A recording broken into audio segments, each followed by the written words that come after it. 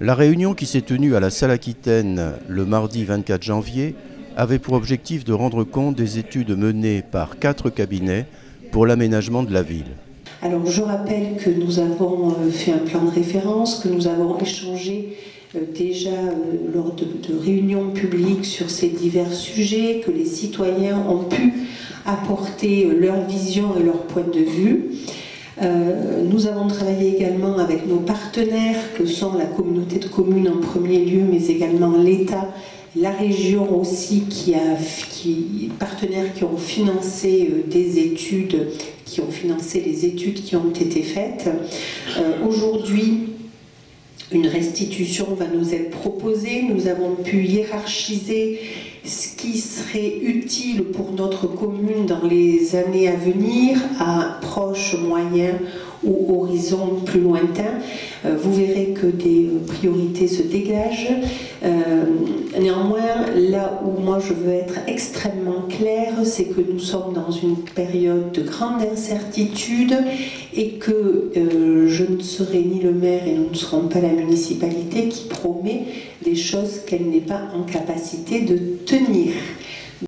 Les objectifs pour la ville se déclinaient en 4 points. Définir une stratégie de traitement des immeubles et secteurs à enjeu. Développer les mobilités douces. Réguler le flux motorisé et le tout automobile au centre-ville. Conforter l'attractivité commerciale du cœur d'Agetmo.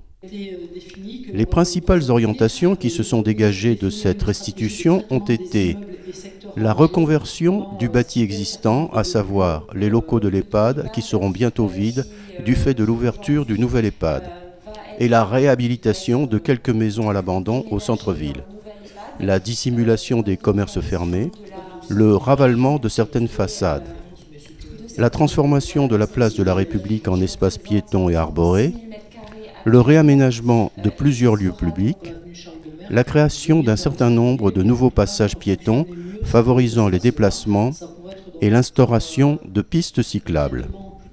Relancer aussi les marchés par des actions visant à attirer plus de clientèle. Trouver de nouveaux usages à l'EHPAD, au CCAS actuel. Donc vous l'avez dit Laura, je crois 6300 mètres carrés auxquels, alors je pense qu'il y a des percées à faire sur l'espace France Service et donc une ouverture sur la ville de cet espace France Service.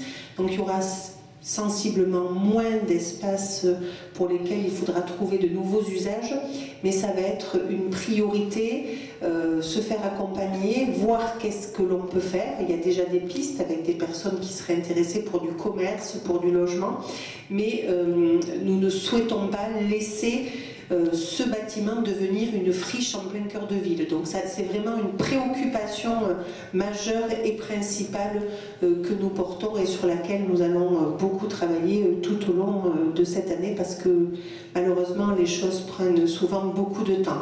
Je reviens 2 minutes sur l'ORT.